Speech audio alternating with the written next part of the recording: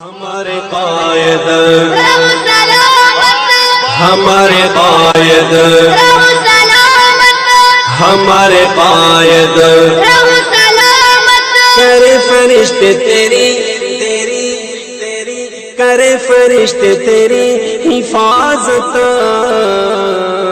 ہمارے قائد رہو سلامت ہمارے قائد رہو سلامت الحمد للہ وکفی وسلام علی عباده الذین اصطفى اما بعد اعوذ باللہ من الشیطان الرجیم بسم اللہ الرحمن الرحیم لم يكن الذين كفروا من أهل الكتاب والمشركين منفكين حتى تأتيهم البينة رسول من الله يتلو صحفا مطهرة فيها كتب قيمة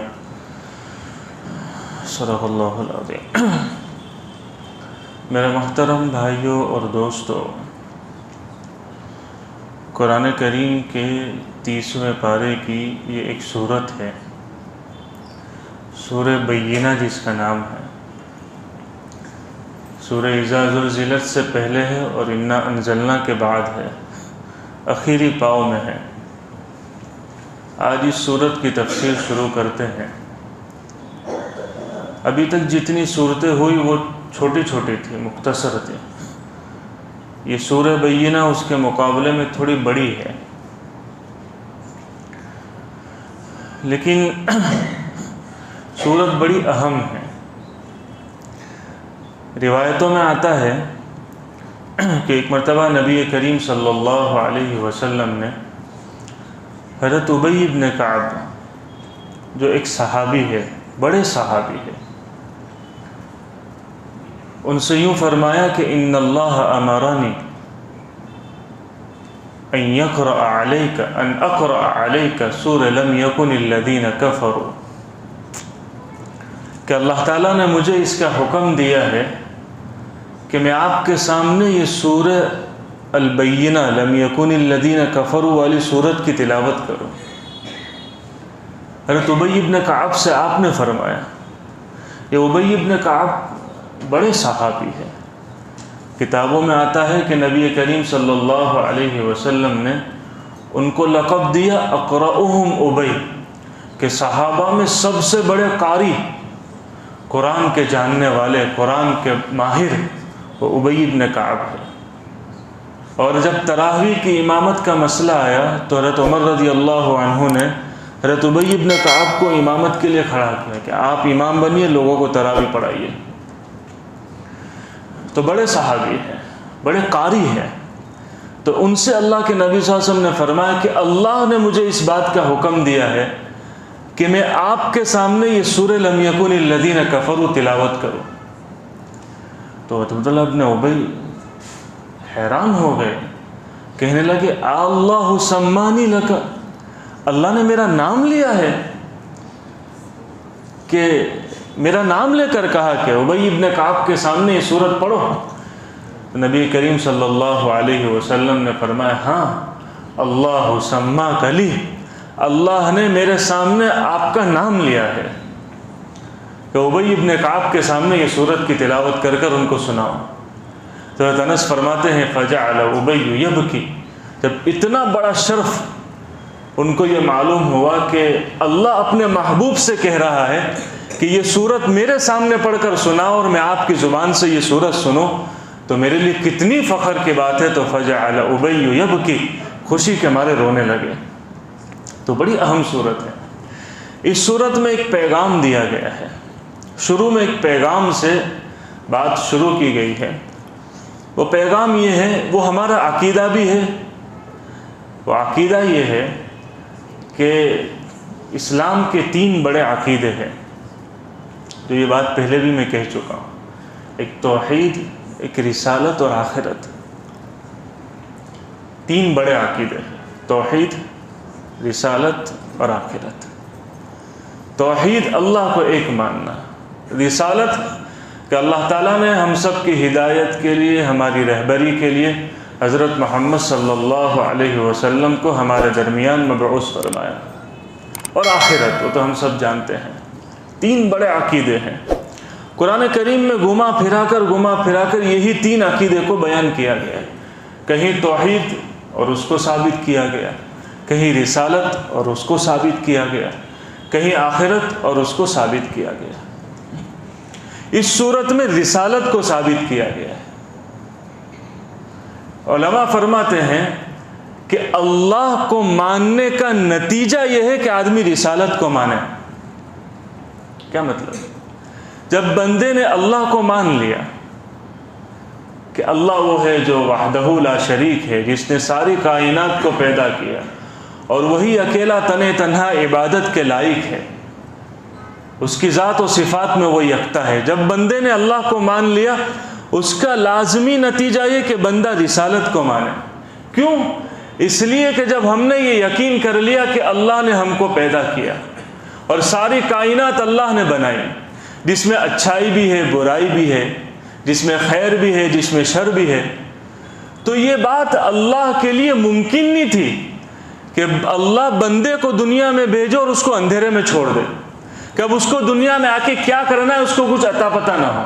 نہیں، یہ اللہ کے لیے ممکن نہیں ہے کہ اللہ دنیا بنائے، انسانوں کو بھیجے، اس میں ہر چیز پیدا کرے کہ یہ اچھا ہے، یہ برا ہے، پھر انسانوں کو کچھ رہبری کرنے والا کوئی نہ ہو کہ تمہیں اب کرنا کیا ہے، جس ذات نے تمہیں بھیجا ہے اس کو راضی کیسے کرنا ہے، وہ کوئی بتلانے والا نہ ہو۔ یہ بات اللہ کی ذات سے بہت بعید ہے، اس لیے اس بتلانے کے لیے اللہ نے نبیوں کو بھیجا۔ تو اللہ کو ماننے کا لازمی نتیجہ یہ نکلتا ہے کہ بندہ رسالت کا عقیدہ رکھے، کہ اللہ نے ہم کو دنیا میں اندھیرے میں نہیں رکھا کہ اب تمہیں دنیا میں آ کر کیا کرنا ہے، نہیں، تمہارے اس لیے نبی ہم نے بھیجے ہیں، تمہارے لیے ہم نے تمہیں میں سے نبی بھیجے ہیں کہ اب دیکھو ان کو دیکھ کر اپنی زندگی گزارو۔ اب اسی کے ماننے کا لازمی نتیجہ ہے کہ بندہ آخرت کو مانے۔ کیسے؟ اللہ نے نبیوں کو تو بھیج دیا، اب ساری دنیا تو نبی کو مانتی نہیں ہے، ساری دنیا تو نبی کے راستے پہ چلتی نہیں ہے، 2 گروپ ہو گئے، ایک ماننے والے ایک نہ ماننے والے، تو دونوں مر کر ختم ہو جائے، کسی کو کچھ نہ ملے۔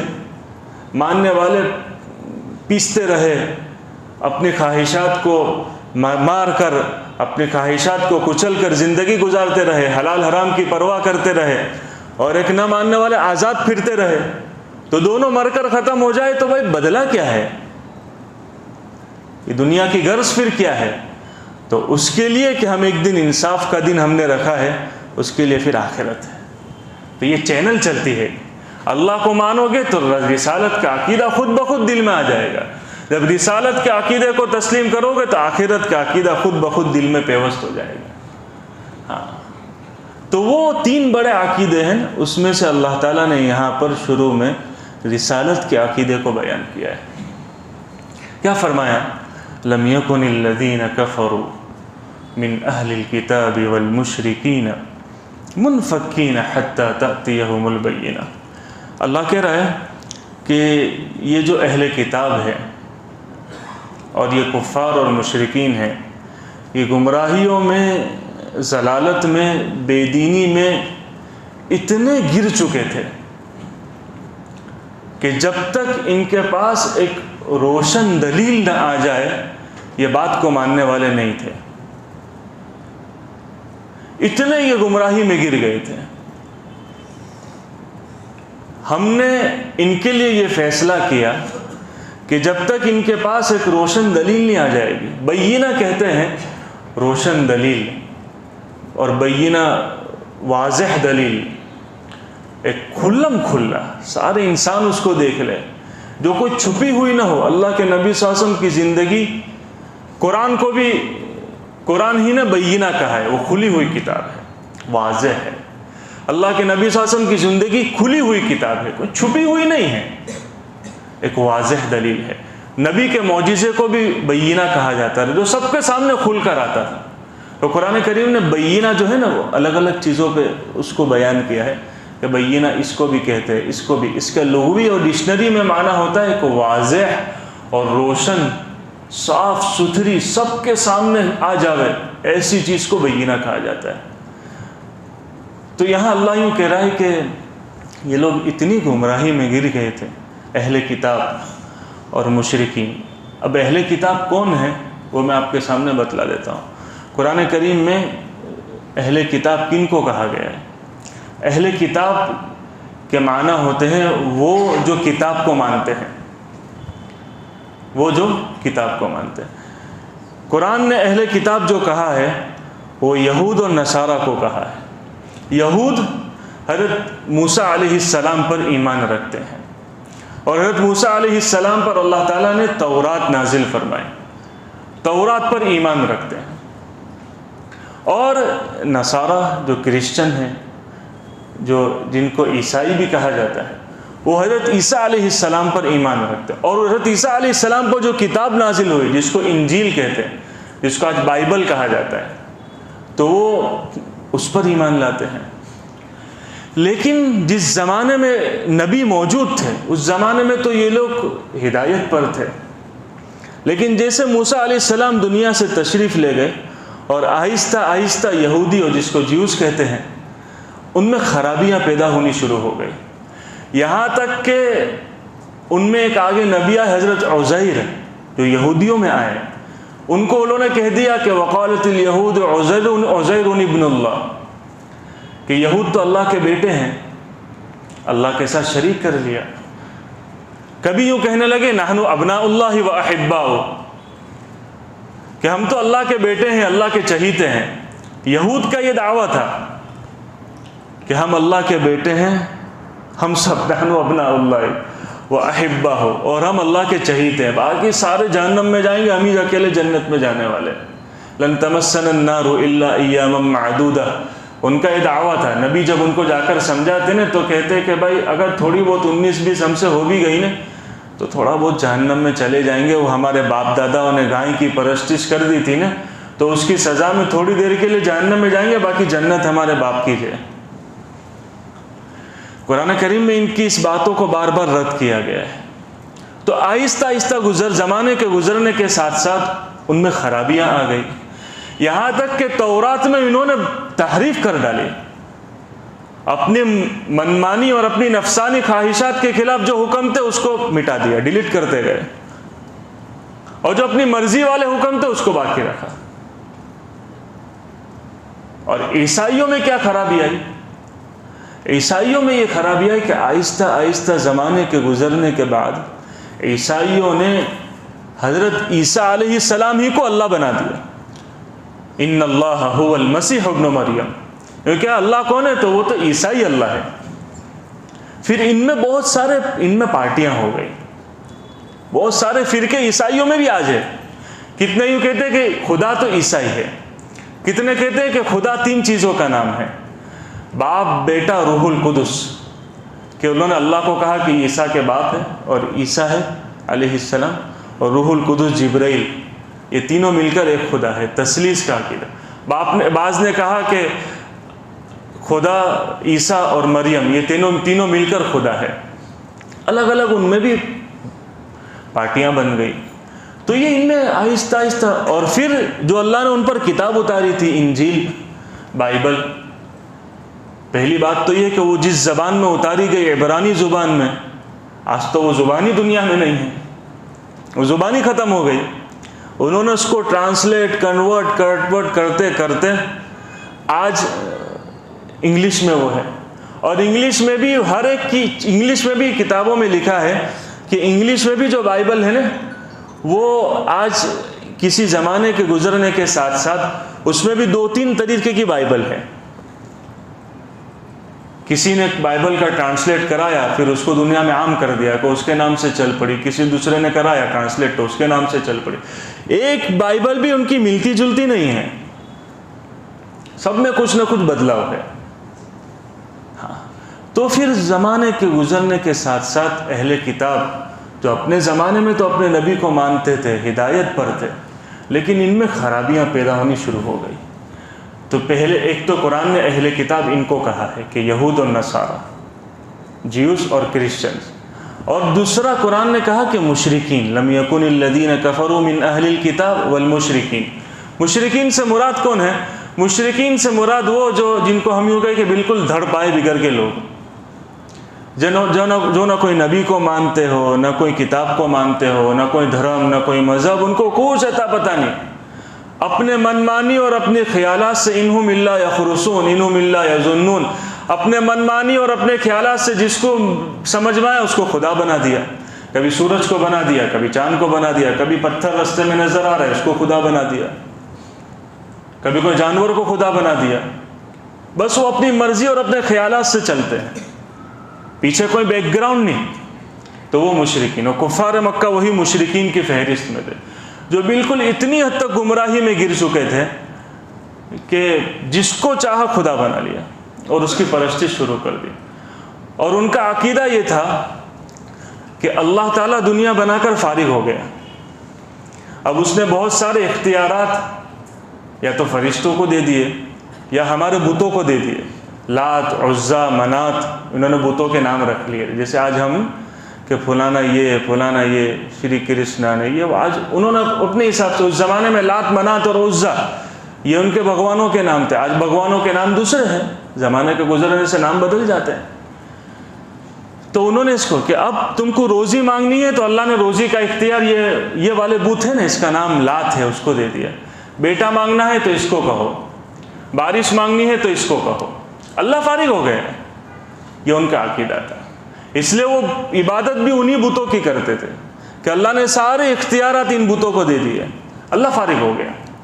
قرآن کریم نے ان کی ان گمراہیوں کو بیان کیا ہے کہ اے اہل کتاب، یہود و نصارہ، اور اے مشرکین، تم اتنی حد تک گمراہی میں جا چکے تھے کہ تمہارا واپس آنا اب ممکن نہیں تھا، تم کو واپس لانے کے لیے ہم نے تمہارے سامنے ایک رسول بھیجا، رسول من اللہ یتلو صحفا مطہرہ، وہ کہ تم وہ گمراہی سے واپس آ جاؤ، تم نے اپنے دین میں تحریف کر ڈالی، اپنے دین کو بدل ڈالا، اور اے مشرکین، اے کافرو، تم بھی یہ مانتے ہو کہ تم ابراہیم علیہ السلام کے مذہب پر ہو، مشرکین یہ دعویٰ کرتے تھے کہ ہم تو دین ابراہیم پر ہے، تو ان کو کہا گیا کہ اب تم دیکھو جس نبی کے تم مذہب پر ہونے کا دعویٰ کرتے ہو اس نبی کی کیا تعلیمات ہیں، وہ ساری خرابیوں کو دور کرنے کے لیے، اور خرابی ساری دنیا میں پھیل گئی، 500-550 سال کا زمانہ دنیا میں ایسا گزرا کہ کوئی نبی نہیں آیا، عیسیٰ علیہ السلام کے بعد کوئی نبی نہیں، اب اتنی خرابی دنیا میں پھیل گئی تو ضروری تھا کہ ایک بینہ، واضح، روشن ایک ایسی شخصیت کو اتارا جائے کہ جس کو دیکھ کر ہی لوگ کلمہ پڑھ لیں۔ تو اس کے لیے ہم نے ان کا انتخاب کیا، رسول من اللہ یتلو صحفا مطہرہ، کہ ایک رسول تمہارے سامنے بھیجا، اب ان کو دیکھ لو، جو تمہارے سامنے کھلی دلیل ہے، جن کی زندگی تمہارے سامنے ہے، جن کی ہر چیز تمہارے سامنے۔ ان سے کہا گیا، کن سے؟ مشرکی اہل کتاب سے، کہ نبی ہم نے بھیجے، تم اپنی کتابوں کو اٹھا کر دیکھو، اسی نبی کی پیشین گوئیاں دی گئی ہے کہ تمہارے نبی نے جو تم کو کہا ہے کہ آخری زمانے میں ایک نبی آئیں گے، تو اس میں دیکھ لو نا۔ اور انہوں نے دیکھا اور یقین بھی کر لیا کہ یہی نبی ہے، لیکن پھر بھی نہیں مانا، حسد کی وجہ سے۔ کتابوں میں لکھا ہے کہ اللہ کے نبی صلی اللہ علیہ وسلم جب ہجرت کر کے مدینہ منورہ تشریف لے جا رہے تھے تو آپ نے قباء میں پہلے قیام فرمایا، اور قباء میں وہ جب آپ نے قیام فرمایا تو قبیلہ بنو نذیر کا سردار حوی ابن اخطب، جس کی بیٹی کا نام ہے حضرت صفیہ، جو آخر میں جا کر اللہ کے نبی صلی اللہ علیہ وسلم کی زوجہ میں شامل ہوئی، آپ کی بیوی بنی، تو وہ سردار تھا حوی ابن اخطب، جو پچھلی کتابوں کا بڑا عالم تھا۔ وہ اللہ کے نبی کی خدمت میں آیا، آپ کے ساتھ ایک رات رہا، سب دیکھ لیا کہ بھائی یہ نبی ہے، برحق ہے، جو نشانیاں ہماری کتابوں میں سب ان میں ہیں۔ جب وہ لوٹ کر اپنے بھائی کے پاس گیا تو اس کے بھائی نے اس سے پوچھا کہ بھائی کیا خیال ہے، کیا وہی ہے جو ہم نے پڑھا ہے؟ تو بھائی نے پوچھا کہ کیا کریں گے، مانیں گے؟ کہا نہیں، ماننا تو نہیں ہے، مخالفت کرنی ہے، اور زندگی بھر مخالفت کرنی ہے۔ کیوں کرنی ہے؟ تو کہا کہ ہمارے خاندان میں نہیں آئے، بس اسی بات، اسی حسد کی وجہ سے مخالفت پڑ۔ تو وہ انہوں نے جان لیا تھا، وَكَانُوا يَسْتَفْتِحُونَ عَلَى الَّذِينَ كَفَرُوا، اللہ کہہ رہا ہے کہ یہ اہل کتاب اللہ کے نبی صلی اللہ علیہ وسلم کے دنیا میں آنے سے پہلے اللہ کے نبی کا وسیلہ مانگ کر کافروں کے سامنے اللہ سے مدد مانگتے تھے کہ یا اللہ وہ جو تو آخر میں نبی بھیجنے والے ان کے وسیلے سے ہم تجھ سے مانگ رہے ہیں۔ اتنا ان کو یقین تھا نبی آخر الزماں پر۔ اور مشرکین سے تو یوں کہا گیا کہ بھائی آپ کی زندگی تمہارے سامنے ہے، تمہارے سامنے بڑے ہوئے ہیں، اور اب تمہیں کسی اور تمہارے خاندان کے ہے، تم نے ان کو پوری زندگی دیکھا ہے، اور یہ کوئی نئی بات نہیں کہہ رہے، جو دین ابراہیم کو تم مانتے اسی کی دعوت دے رہے ہیں۔ تو خیر یہاں اللہ یوں کہہ رہے ہیں رسول من اللہ یتلو صحفا مطہرہ، کہ ہم نے ایک رسول بھیجا ہے جس کی زندگی ایک روشن واضح دلیل ہے۔ یہاں ایک بات سمجھ لینی چاہیے، اللہ کا ایک ضابطہ ہے، رجال اللہ کتاب اللہ۔ اللہ نے نہ محض کتاب اتاری نہ محض نبی بھیجا، کتاب بھی اتاری ساتھ میں نبی بھی بھیجا، تاکہ کتاب کے لیے عملی نمونہ نبی بن جائے۔ اگر محض کتاب اتارتا کوئی سیمپل نہ دیتا تو انسانوں کے لیے ہدایت ممکن نہیں تھی، اور محض سیمپل دیتا اور کوئی کتاب نہ اتارتا تو اس نبی کے جانے کے بعد لوگ کس سے رہبری حاصل کرتے ہیں؟ تو یہ اللہ کا قانون کہ کتاب اللہ بھی رجال اللہ بھی۔ اس لیے دین زندگیوں میں تبھی آ سکتا ہے جب دونوں چیزوں کو ہم مضبوطی سے پکڑے رکھیں گے، اللہ کی کتاب کو بھی اور اللہ کے نبی صلی اللہ علیہ وسلم کی زندگی کو بھی۔ کوئی بھی دین و مذہب، یاد رکھنا، بغیر سیمپل اور نمونے کے کامیاب نہیں ہو سکتا ہے، اور کوئی بڑی سے بڑی تعلیم کیوں نہ ہو، وہ سیمپل اور نمونے کے بغیر آگے نہیں چل سکتی۔ ربندر ناتھ ٹیگور، ہم جانتے ہیں کہ ہم نے اسکول میں پڑھا ہے، جس نے ایک دھرم کی بنیاد رکھی، براہمو سماج۔ اس نے دنیا کے مختلف مذاہب اور مختلف دھرم کو مل کر اس کی جو اچھی اچھی باتیں تھیں نا اس کو جمع کیا اور ایک مذہب کی بنیاد رکھتی کہ ہم براہمو سماج۔ آپ گوگل پہ سرچ کر کے دیکھ سکتے ہو۔ حضرت مولانا سید سلیمان ندوی رحمۃ اللہ علیہ نے اپنی کتاب میں لکھا ہے کہ ایک مرتبہ ہوائی جہاز سے سفر کر رہا تھا تو یہ ٹیگور سے ملاقات ہو گئی۔ میں نے پوچھا کہ بھائی آپ نے ایک دھرم کی بنیاد ڈالی براہمو، وہ اتنا کامیاب کیوں نہیں ہوا، چلا کیوں نہیں؟ اس میں ہر مذہب کی اچھی اچھی ٹیچنگز لی گئی۔ تو وہ کہنے لگا کہ کوئی بھی مذہب اور کوئی بھی دھرم اور کوئی بھی تعلیم اس وقت تک کامیاب نہیں ہو سکتی ہے جب تک اس کا کوئی سیمپل لوگوں کے سامنے نہ آئے۔ اسلام دنیا میں کیوں اتنا پھیلا؟ اس لیے کہ اس کے سیمپل ہے، اس کے کیا ہے؟ اللہ کے نبی صلی اللہ علیہ وسلم کی زندگی سیمپل ہے، صحابہ سیمپل ہے، اسی لیے کہا گیا صحابۃ کالنجوم، صحابہ ستاروں کے مانند، فبأیہم اقتدیتم اہتدیتم، جن کی بھی پیروی کرو گے کامیاب ہو جاؤ گے۔ سیمپل کے بغیر نہیں ہو سکتا۔ اسی لیے حضرت شیخ عبد القادر جیلانی رحمۃ اللہ علیہ کا مقولہ ہے کہ لا یفلح الرجل الا اذا رأى المفلحون، کہ آدمی تب تک کامیاب نہیں ہو سکتا جب تک کامیاب لوگوں کو نہ دیکھے۔ جب تک آدمی کامیاب، من لم یرہ مفلحا لا یفلح، جو کامیاب شخصیتوں کو نہیں دیکھتا ہے نا وہ کبھی کامیاب نہیں ہو سکتا، کون سی بھی شعبے اور کون سی بھی دنیا کی ڈگری میں ہو۔ آدمی کو بڑے سے بڑا مالدار بھی بننا ہے تو اس کے سامنے کوئی بڑا کامیاب شخصیت ہوتی ہے۔ کسی کو دوسرے بڑے عہدے پر بیٹھنا ہے تو وہ ایک کامیاب شخصیت کو دیکھتا ہے، اس کو اپنا نمونہ اور اپنا آئیڈیل بناتا ہے، تبھی وہ کامیاب۔ تو کہتے ہیں کہ آدمی تب تک کامیاب نہیں ہو سکتا جب تک کوئی کامیاب شخصیت اور اس کے نمونے کو نہ دیکھ لے، وہاں تک وہ کامیابی کے راستے پہ نہیں پڑ سکتا ہے۔ تو یہ اسلام کی ایک مضبوط ایک رکن ہے کہ کتاب اللہ بھی رجال اللہ بھی، کہ کتاب بھی ہے اور شخصیت بھی، یہ دونوں مل کر آدمی دین پر چل سکتا ہے۔ کسی ایک کو چھوڑ دے گا تو دین پر اس کا باقی رہنا، چلنا یہ ناممکن ہے۔ تو اللہ نے کہا کہ کتاب بھی اتاری، رسول من اللہ یتلو، کتاب بھی اتاری اور تمہارے سامنے ہم نے ایک رسول بھی بھیجا جو کھلی ہوئی کتاب ہے، جن کو ہم نے تمہارے لیے نمونہ، رہبر، آئیڈیل بنایا۔ یہ سورت کی کچھ تفسیر آپ حضرت کے سامنے، اس سے ہمیں بہت سارے پیغامات ملتے ہیں۔ اللہ کی کتاب ہے، اس کو مضبوطی سے پکڑے، اللہ کے نبی صلی اللہ علیہ وسلم کی زندگی، اس کو مضبوطی سے پکڑے جو ہمارے لیے نمونہ، رہبر ہے، اور اس پر اللہ کا شکر ادا کرے کہ اللہ کا احسان ہے جو اللہ نے ہم کو اہل کتاب اور مشرکین میں سے نہیں بنایا، اللہ نے ہم کو حضرت محمد صلی اللہ علیہ وسلم جیسا مشفق نبی عطا کیا، جن کے ہم نام لیوا ہے، جن کے ہم امتی ہیں۔ اللہ تعالیٰ ہم سب کو عمل کی توفیق عطا، آگے کی تفسیر انشاءاللہ آئندہ مجلس میں۔ سبحانک اللہم و بحمدک و تبارک اسمک و تعالی جدک و لا الہ غیرک، اللہم صلی علی سیدنا محمد وعلی آل سیدنا محمد وبارک وسلم۔ ربنا آتنا فی الدنیا حسنہ وفی الآخرۃ حسنۃ وقنا عذاب النار، اللہم انا نسألک الجنہ وما قرب الیہا من قول وعمل، ونعوذ بک من النار وما قرب الیہا من قول وعمل، اللہم انا نسألک من الخیر کلہ عاجلہ وآجلہ ما علمنا منہ وما لم نعلم، ونعوذ بک من الشر کلہ عاجلہ وآجلہ ما علمنا منہ وما لم نعلم، وصلی اللہ تعالی النبی الکریم، آمین برحمتک یا ارحم الراحمین۔